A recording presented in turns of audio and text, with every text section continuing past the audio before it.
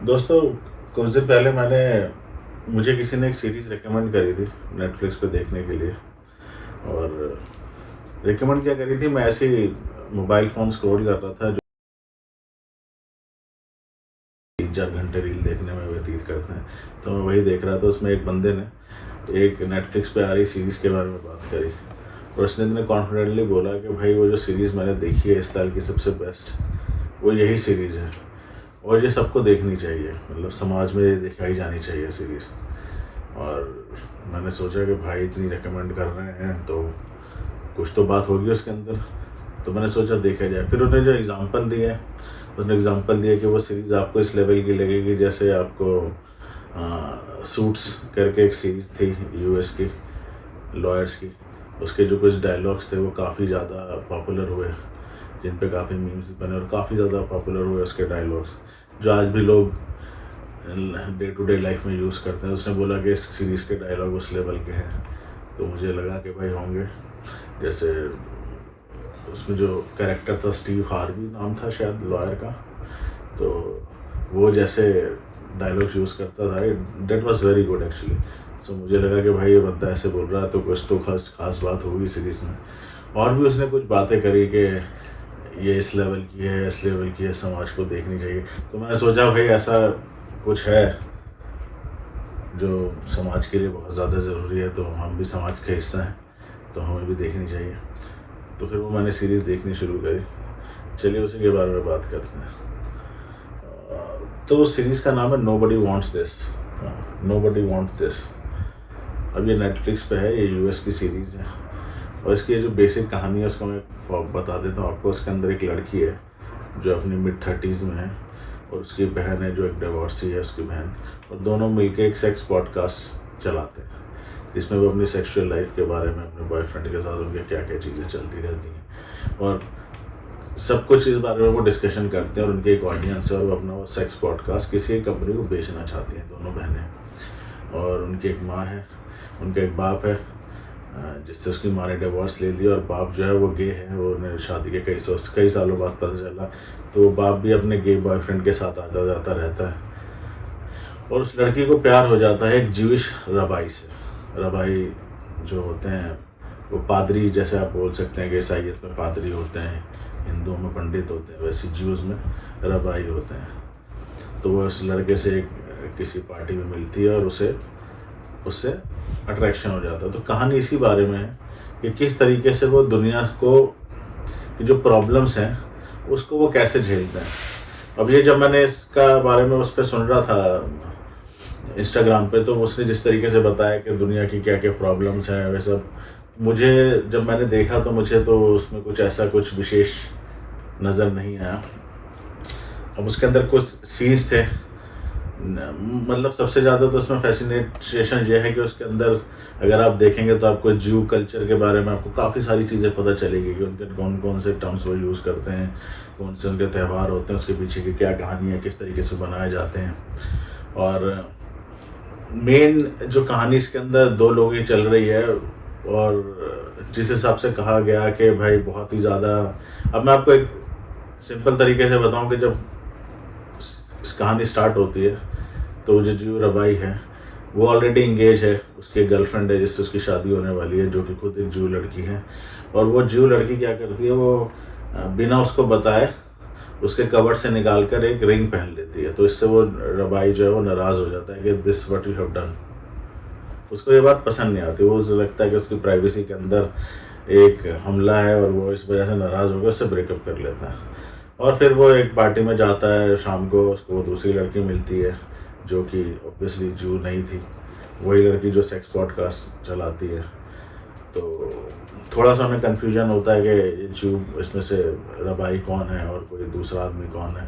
But उनको आप एक दूसरे से मिलते हैं, अट्रैक्शन होता है, और उसके बाद कहानी आगे बढ़ती है। उसके बाद यही कहानी है कि कैसे ज्यू रबाई लड़की को कन्विंस करता है कि वो उससे प्यार करता है और वो दोनों साथ रहना चाहते हैं, उनकी क्या क्या प्रॉब्लम्स आती हैं।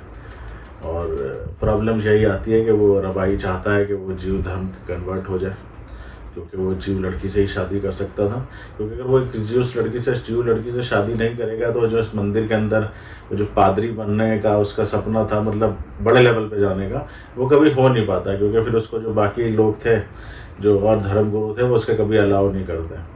तो वो ये कंडीशन लड़की को बताता है, लड़की ये कंडीशन मान भी जाती है, पता नहीं क्यों मान जाती है, क्योंकि आधे पॉडकास्ट में तो फेमिनिज्म की बातें करती रही और पता नहीं क्या क्या।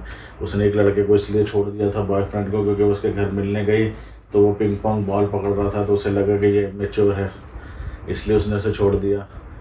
और मतलब जो वो बातें कर रही थी पॉडकास्ट में और जो उसकी कहानी चल रही थी वो टोटली डिफरेंट थी, और यही सब चलता रहता है। अब इस सीरियल के अंदर सबसे ज़्यादा मुझे लगता है शायद ज्यूज लोगों ने ही बनाया होगा, और उसी के बारे में ज़्यादा बातचीत की गई है, ज्यू कल्चर के बारे में, और किस तरीके से जो है ज्यू कल्चर के बारे में और किस तरीके से बताया गया है इसके अंदर कि किस तरीके से कन्वर्जन कराए जाते हैं।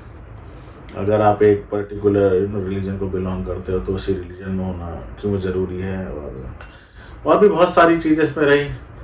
एक सीन था कि जिसमें जियो पादरी, ये रबाई और वो लड़की एक पॉडकास्ट के लिए डिल्डो खरीदने जाते हैं एक शॉप में, तो वहाँ पे वो जो रबाई होता है वहाँ पे उसको अपने धर्म के और लोग मिल जाते हैं जो उसको, मतलब अब जैसे हम बोले कि पुजारी और मंदिर के जो और लोग थे वो मिल जाते हैं, वो कहते हैं जी हमारे मंदिर के पुजारी इस डिल्डो शॉप में क्या कर रहे हैं।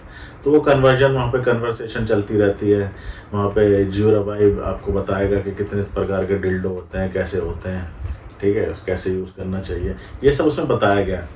तो ये सब देख के मुझे यही लगा कि जिस हिसाब से इंस्टाग्राम पे इसकी बढ़ाई की जा रही थी कि देखना ज़रूरी है, मुझे तो समझ में नहीं आया कि क्या देखना ज़रूरी है।